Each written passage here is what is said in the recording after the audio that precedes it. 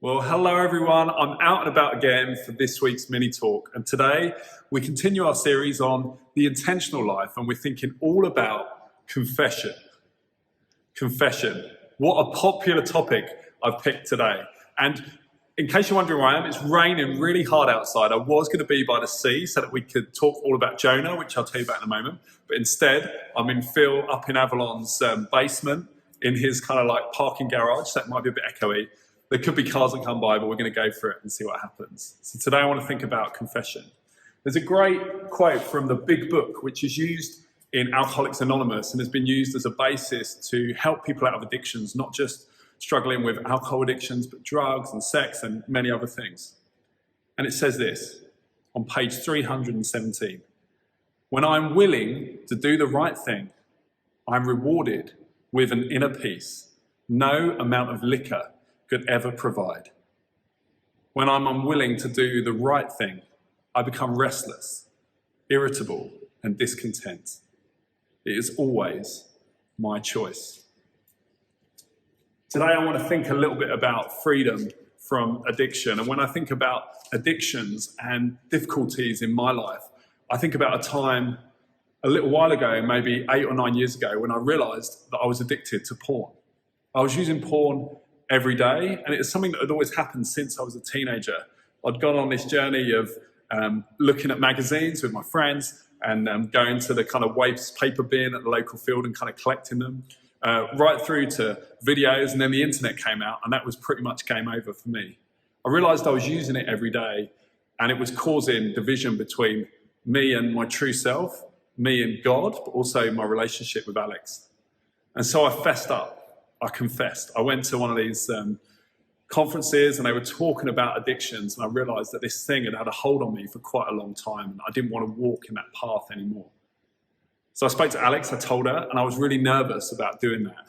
But she was amazing and gracious, and as I told her, I immediately felt so much better.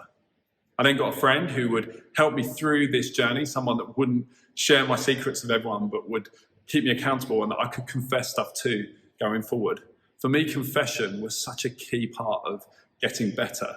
The realization that I was down in a pit, I was down in the cellar, I was down in the darkest place. And in order to claw my way out, I needed to confess my brokenness, the difficulties that I was facing, and go on a journey with someone else. And today we're thinking all about Jonah. Now, whether or not you think Jonah existed, it doesn't matter. We think it's a really important story which teaches us something about God and about ourselves. And I want to pick up the point in the story where Jonah is in the belly of the fish. Now, if that's an analogy, there's some sound effects for you.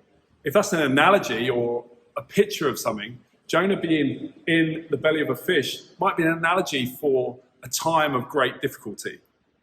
What happens in the story is God tells Jonah to go to Nineveh, a great city, and to tell them all about God.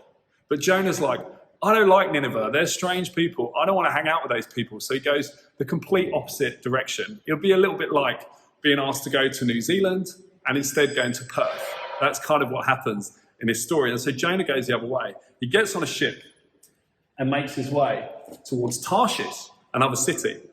Whilst he's on the ship, something very strange happens. There's a thunderstorm. God's not very happy. The boat rocks forward and back. And Jonah's asleep in the cellar. People realize that it's eventually Jonah is the one that's causing the problem and causing the storm. So he's thrown overboard. It's very deep stuff. He's thrown overboard and ends up sinking down to the bottom of the pit, to the bottom of the ocean, where he's swallowed by this big fish or whale, however you want to see it. And it's at this point we pick up today's story, when Jonah's in the belly of the fish. Now again, whether or not you think this literally happened doesn't matter. It's what he says when he's at that point. I wonder if you've ever been at that point of darkness right in the belly of the fish. Jonah says, I called to the Lord out of my distress, and he answered me. Out of the belly of Sheol I cried, and you heard my voice. You cast me into the deep, into the heart of the seas, and the flood surrounded me. It goes on in verse 7. As my life was ebbing away, I remembered the Lord, and my prayer came to you into your holy temple. Those who worship vain idols forsake their true loyalty. But I, with the voice of thanksgiving, will sacrifice to you. What I vowed I will pay. Deliverance belongs to the Lord. Jonah's life was slipping away. He was facing great difficulty, and in that moment in the pit, he cried out to God. He confessed his brokenness. This is not about a legalistic black and white faith, which is about telling people the stuff that they've done wrong.